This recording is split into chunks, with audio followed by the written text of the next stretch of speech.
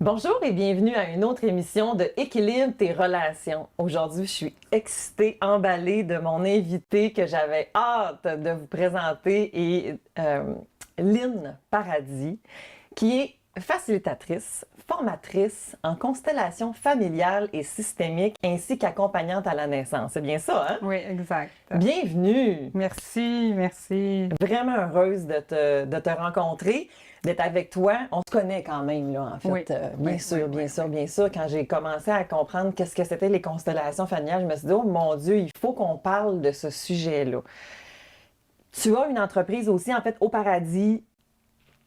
Oui, c'est ça. Ben, au paradis, c'est le rassemblement de tout ce que je fais, en fait, là. Que ce soit les constellations, les soins, l'accompagnement à la naissance aussi. C'est ça, OK.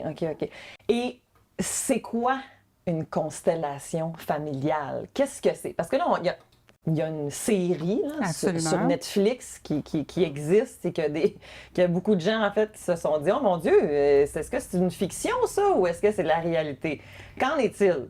Bien, en fait, le chemin de l'Olivier, c'est un peu de la fiction parce que on voit que le facilitateur va dans les vies antérieures tout de suite. Ce n'est pas toujours ça. Il y en a qui n'y vont pas du tout. Donc, moi, ce que je vois dans les constellations familiales, c'est plutôt un outil qui nous permet de faire ressortir une dynamique familiale, une intrication, des blocages inconscients pour nous permettre justement de libérer tout ce qui fait entrave à notre épanouissement. Et ça vient d'où? Les constellations familiales, ouais, je te devance.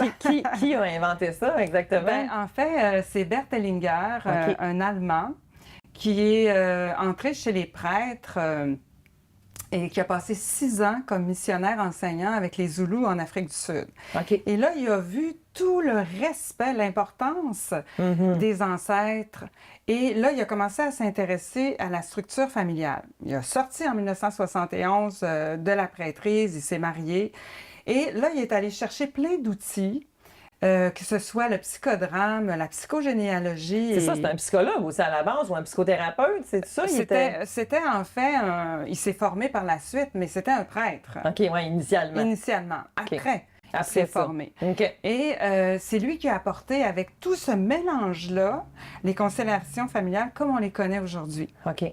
Et en fait, les constellations familiales, ça se vit de plusieurs façons, en fait. On peut les vivre en privé, en groupe et aussi en entreprise. Oh, c'est intéressant. On en parlera tantôt. D'accord. Oui. OK. Qu'est-ce qui se passe en groupe? Qu'est-ce qui se passe en privé? C'est quoi la distinction, justement, en fait, entre les deux? Bien, en fait, en groupe, moi, je fais 4 constellations dans une journée. OK. Et le constellant va choisir un objectif. Okay. Que ce soit professionnel, amoureux, relationnel, familial, le rapport à l'argent, les enfants ou quoi que ce soit. Même une maladie, on guérit pas. C'est qu'on va aller voir l'émotion qui est cristallisée. Donc, en forant un objectif dans ces domaines-là, la personne va choisir parmi les personnes qui sont présentes et qu'il ne connaît pas, une personne pour représenter, par exemple, son père, sa mère ou ses frères, sa fratrie, et même lui-même. OK. Et là, à ce moment-là... Puis lui est assis, puis il voit ça, là. Exactement. Puis les personnes ne le connaissent pas. Et ça, là, ça fait 2 fois que tu dis qu'ils le connaissent pas. C'est quoi? On peut pas connaître les gens qui sont constellés? C'est-à-dire que c'est pas objectif. Si je prends quelqu'un qui est pour représenter ma sœur, puis cette personne-là fait partie de ma famille, ben, ça veut pas dire que ça va être vrai, là. Ça pourrait être biaisé. Ça va être teinté, là, de ce qu'elle sait de mon histoire. OK, je comprends. Donc, la personne arrive, on ne nomme que l'objectif, et là, sous ses yeux, va s'animer son histoire en 3D, et là, c'est incroyable qu'est-ce qui peut ressortir. On appelle le grand champ va s'ouvrir. Le grand champ, c'est... Qu'est-ce que c'est ça? C'est ça. Ben, c'est ce que Bert Hellinger a appelé le champ de force ou la grande âme, le grand esprit ou quoi que ce soit. Et on appelle ça le champ morphogénétique. OK. En physique quantique, on dit qu'on est tous interreliés. Ben, c'est comme si c'est un inconscient collectif et on ressent ce que la personne vit à un moment donné dans le passé de la personne qui fait sa constellation. Et lorsqu'elle représente, alors là, on appelle ça la phénoménologie. Oh, c'est beaucoup de mots, ça, C'est hein? très impressionnant de voir la magie qui peut se produire. Ouais, j'avoue que c'est impressionnant. La personne ne connaît pas le constellant et il va avoir des mots, des expressions, des mots physiques même qui peuvent qui peuvent apparaître. Et là, on voit les intrications du système familial. Où est-ce que le courant d'amour a été bloqué? Selon l'objectif, on va mettre des éléments, on va travailler certains aspects et c'est OK, un mais là, outil j'ai puissant. comme 800 000 questions. On y va. Dans le fond, OK, parce que là, ça ressemble, tu sais, comme vous le savez, je suis psychoéducatrice. Fait que là, tu me dis, mettons, ça ressemble à du psychodrame, justement. En Oui. fait, tu sais, des fois, en psychologie, on peut avoir... Mais c'est quoi la distinction? Parce que ça, c'est pas une thérapie, là. Non, on ne peut pas appeler ça une thérapie, absolument C'est ça, pas, OK, parce c'est qu'on ça. n'est pas psychologue, on n'est pas C'est ça, psychothérapeute. OK. On ne fait pas partie d'un ordre, malheureusement, encore. Ouais, malheureusement. Mais non, c'est pas une thérapie. Moi, j'appelle ça un accompagnement. Je comprends. Parce que, en fait, j'accompagne la personne à comprendre pourquoi c'est bloqué dans sa vie. Oui, je comprends. Et Une espèce de pattern qui recommence tout le temps, dans ben le fond, voilà. puis là, tu te dis C'est que pourquoi. quand un enfant arrive au monde, il arrive au monde avec l'histoire de son clan. Ah oui, ça, c'est clair. Hein? À travers ses mémoires généalogiques, tout ce qui s'est vécu, qui n'a pas été résolu, ben, c'est donné au suivant. Et l'inconscient familial, l'esprit familial va choisir quelqu'un pour qu'il puisse réparer ou payer une dette. Les fameux moutons noirs. Bien, effectivement. On est plusieurs dans cette gang-là. OK. Donc, l'enfant arrive avec son histoire plus son projet sens. Dans ma couleur à moi, je travaille avec le projet sens. Ça veut dire que c'est quelque chose qui se fait 9 mois avant la conception, gestation, naissance et on va dire la première année ou les 9 premiers mois. Ça veut dire que l'enfant est imprégné de tout ce que ses parents ressentent, vivent et Mettons, ce je voulais qui n'a vraiment pas un été garçon. résolu. Mettons, je voulais vraiment un garçon, puis que finalement, j'ai une fille. L'enfant sait, inconsciemment, s'il est attendu du bon sexe, si son parent va être capable de prendre soin de lui, si c'est lui qui va devoir parentaliser. Mais là, ça, Son parent. c'est culpabilisant pour un parent? C'est quoi? C'est comme Mais un tout- tribunal, ça? C'est se Non, passe non, quoi, là? non. En fait, il n'y a pas de jugement, puis c'est pas un tribunal. OK. Tout peut se réparer, tout peut se déprogrammer, en fait. OK. C'est qu'il y a des lois dans le système familial, il y a des lois. Ces lois-là sont extrêmement importantes. OK. C'est la première loi, c'est la loi de l'appartenance. En naissant, j'appartiens à ma famille. Ah C'est ouais, mon puis droit de naissance. Ah oui, puis je veux pas sortir de mon clan. En fait, on va faire beaucoup, là, puis ça, c'est... Bien, l'enfant se sent... C'est comme si, je te dirais, là, que... On a une grande loyauté à notre famille, là. Ben voilà, c'est que le système familial a une loi que l'enfant sait inconsciemment s'il doit le faire, même si ça n'a pas de sens. Ouais. Et cette loi-là ces lois-là ne doivent pas être transgressées, sinon tu es exclu. OK, par exemple, mettons, il y a un secret de famille. L'enfant sait qu'il y a un secret de famille, ou en tout cas, on dirait que ça sonne comme quelque chose, mais je ne vais pas en parler parce que moi, je ne veux pas être exclu de ma famille, fait que je vais garder et perpétuer le secret, par exemple. Il y a des C'est ça? familles qu'on ne parle pas de telle chose ou de telle chose, mais quand il y a un secret de famille, ce sont les descendants qui peuvent somatiser le secret de famille. Ça veut dire que s'il y a de l'abus dans une famille, et ça vient de loin, mais que c'est pas dit, le projet sens fait en sorte que ma pancarte invisible va marquer « Je dois guérir de l'abus ».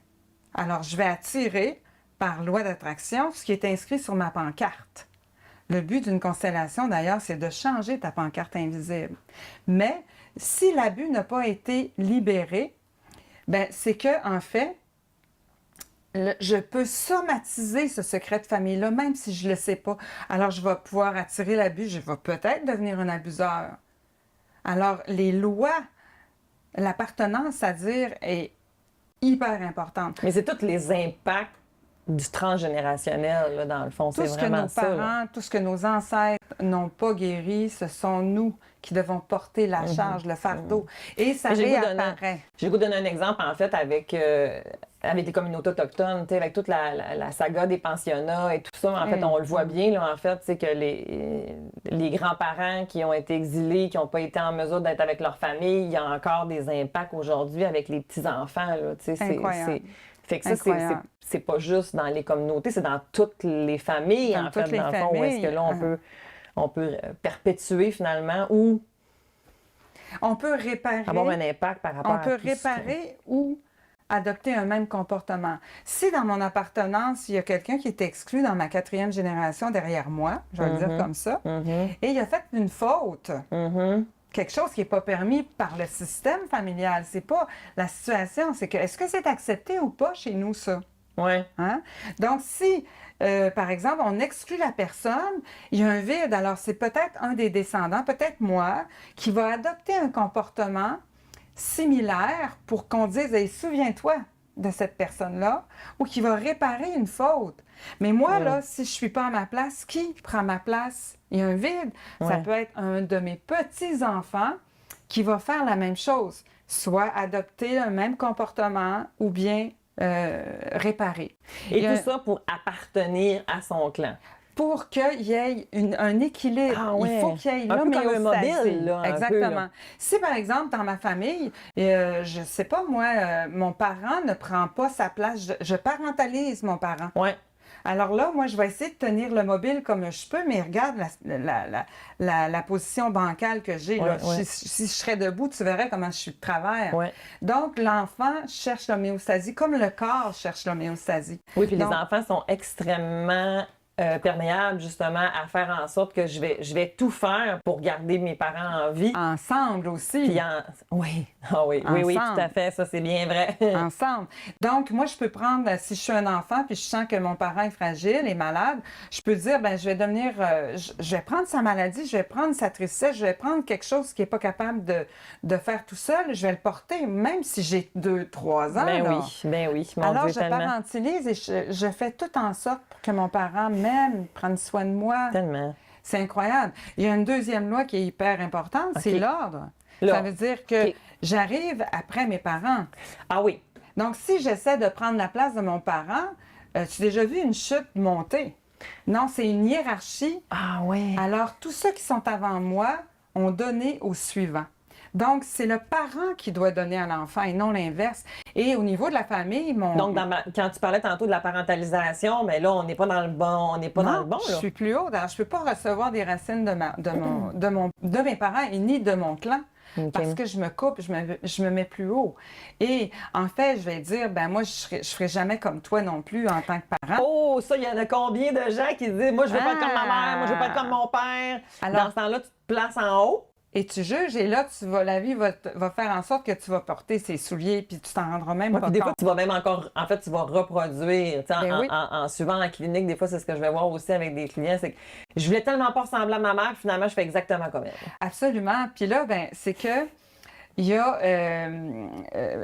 j'ai perdu un petit peu ce que je voulais dire. C'est que, en fait, ben, je vais revivre. Mais si on est en opposition ou en identification, c'est pas mieux. On n'est pas sur notre X à nous, tu comprends? Ne pas vouloir devenir, c'est aussi une intrication. Oh, attends, là, moi, j'aimerais ça que tu me dises, est-ce que mon exemple fonctionne? Moi, mon père avait une compagnie. Et moi, je n'étais pas un garçon, j'étais une fille. Puis mon père a une compagnie de construction. Fait que c'est sûr que j'ai passé beaucoup de temps sur les chantiers, mais c'est pas moi qui ai récupéré la compagnie, là, dans le fond, tu sais. Fait que c'est-tu comme... En fait, ça, on parle de projet sens. C'est que toi, ton projet sens, les attentes que ton parent avait envers toi, c'est d'être un gars. Mais tu es une fille. Alors, ce que ça fait comme projet sens, c'est que tu te sentiras jamais assez. Tu te sentiras jamais à la hauteur. Et tu vas faire en sorte d'être un tomboy. Elle va me faire pleurer. Tu vas faire en sorte d'être un tomboy pour répondre aux exigences du projet sens parce que inconsciemment, c'est donné à l'enfant, mais... inconsciemment, on cherche à y répondre. C'est comme si on embarque sur cette voie-là. Mais c'est pas tout à fait l'opposition, c'est pas tout à fait l'exemple. Je comprends. Ça, c'est plutôt au niveau du projet centre. Je comprends. OK? Je comprends. Il y a une troisième loi qui est l'équilibre entre le donner et le recevoir, qui est plus au niveau des couples. Parce que OK. un parent qui donne à l'enfant, l'enfant ne sera jamais capable de redonner ce qu'il a reçu. Il a reçu la vie. Ah, j'avoue. Tu comprends? Donc, il n'y aura jamais assez. Tu sais, on voit qu'il y a des... Tu sais, on parle de Mais déséquilibre. là, ça, c'est normal, là. Ça fait partie du cours de la vie, là. Oui, parce OK. que... Mais lui va pouvoir se reprendre, un, en étant en gratitude envers son parent, et deux, en donnant à son enfant. OK, ouais. Donc, mais on voit ça au niveau du couple, qui OK. est en fait, admettons que, par exemple, je suis plus dans le don envers, je donne beaucoup dans ma relation avec mon conjoint, mais moi, je reçois pas, il y a un déséquilibre. Si j'ai un enfant, l'enfant va essayer de venir équilibrer ce que je donne pas à ce que mon conjoint me donne pas. Mon petit garçon peut devenir mon petit conjoint. Ouais. Tu comprends? Donc ça, c'est pour ça qu'on voit beaucoup plus au niveau du couple. Et ces lois-là sont tellement importantes qu'il y a un sens qui s'appelle le 7e sens systémique dans l'inconscient familial qui fait qu'on ressent ce qui n'est pas équilibré. Et inconsciemment, l'enfant va faire en sorte de devenir équilibré. C'est qu'on porte en soi ce 7e sens-là. C'est incroyable. Et il y a des dynamiques aussi. Donc, par exemple, attends un petit peu, là, juste pour avoir l'affaire du 7e sens, est-ce que dans le fond, je vais encore prendre, mettons, ma vie en exemple, hein? Tant qu'elle est rendue là, mais mettons, il y avait des chicanes entre ma mère et mon père, mais moi, j'essayais des fois d'être le médiateur entre les deux. C'est tout ça, mettons? Je sentais qu'il y avait des tensions, fait que des fois, je m'en allais comme pour essayer. Avoir l'équilibre et l'harmonie. Oui, OK. L'équilibre, on parle d'harmonie familiale aussi. OK, c'est ça. Ouais. Donc, ce sens-là, tu le sais. Même si ton père ne dit pas qu'il n'aime plus ta mère, tu vas le sentir. Même si ta mère, même que ça a tellement une grosse influence qu'à la conception, si je pense à un autre homme, à un amoureux que j'ai pas eu dans ma vie, l'enfant le sent. Oh. Ah, c'est fou, là. C'est fou, là. Wow. Puis ça, là, c'est pas... OK, mais là, Lynn, attends un petit peu. Là.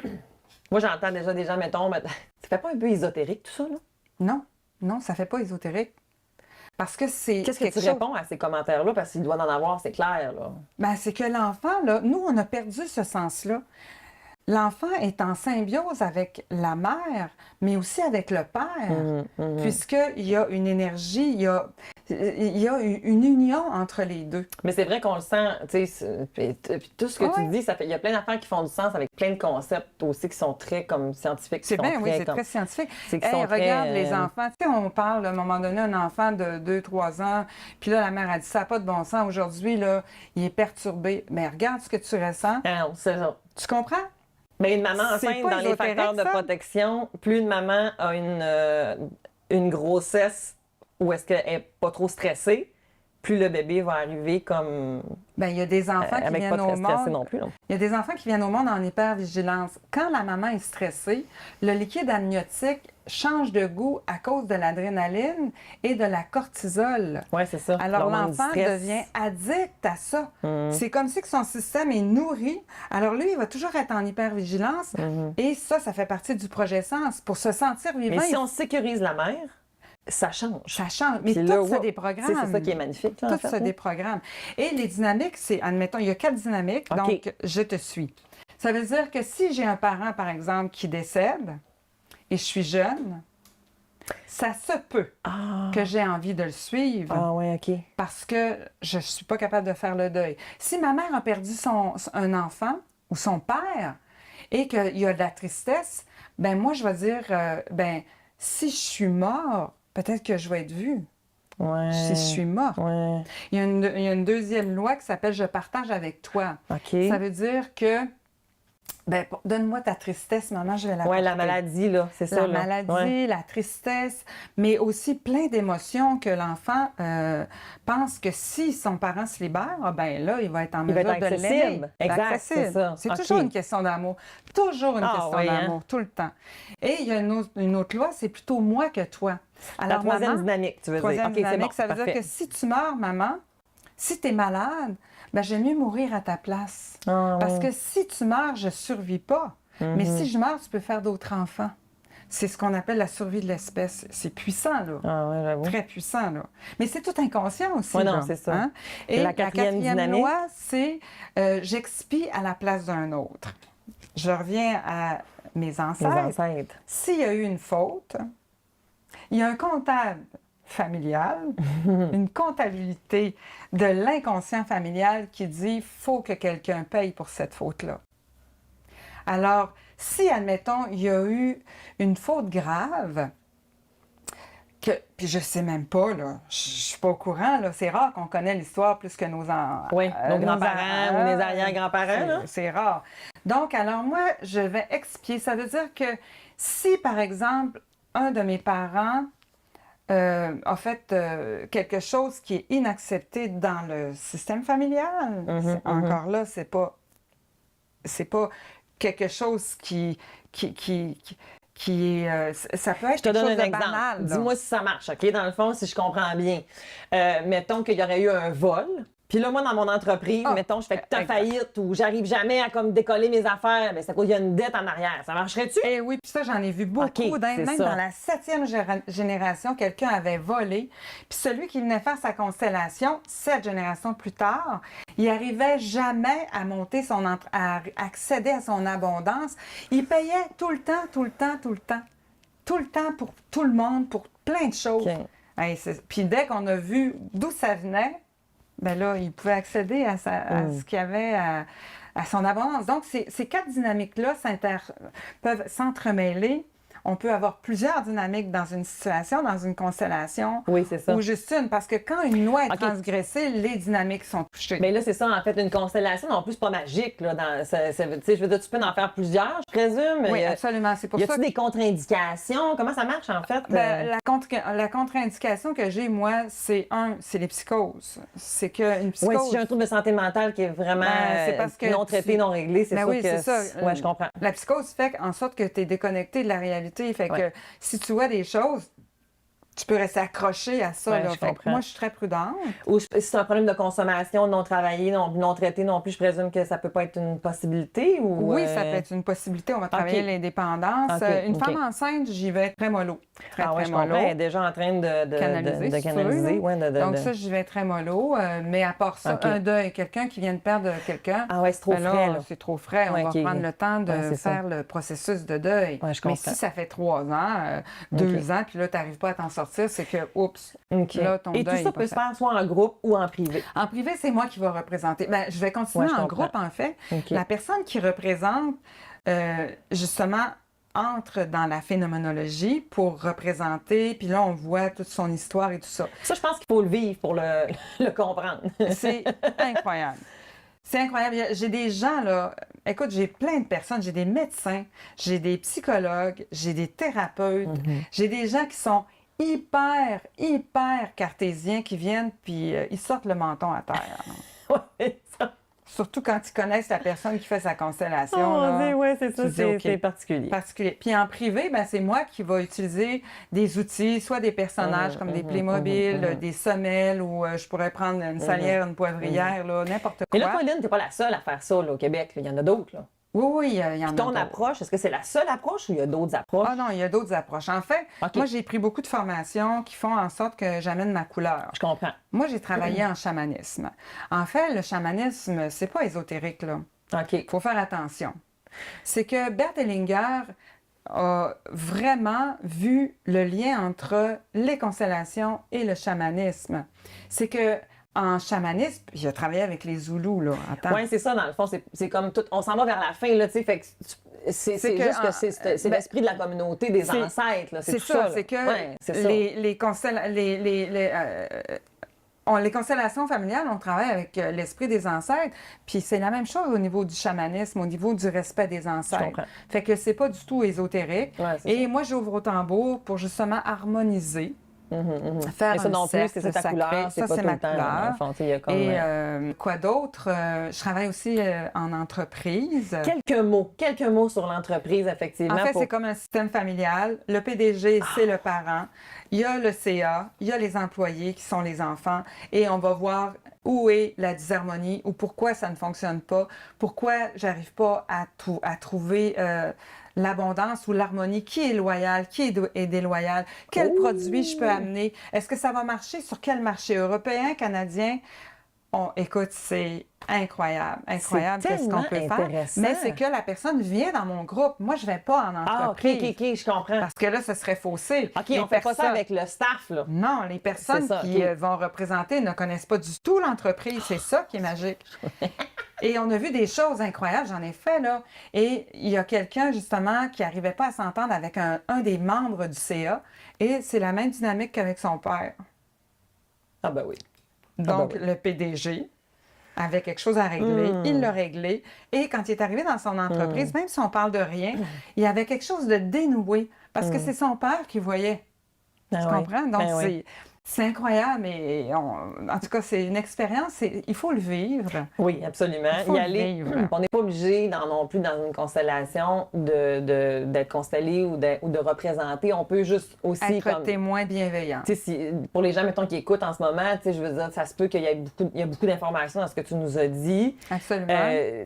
On peut être témoin bienveillant, donc tu t'es juste assis à observer pour voir qu'est-ce qu'il y en est, là, en fait. Oui. Là, puis aller doucement. Là. Par contre, on n'oublie pas la pancarte invisible. C'est que ça peut réveiller des choses et ça peut te permettre de voir, wow, je suis pas la seule à vivre ça. Ah oui. Je suis pas toute seule. C'est très...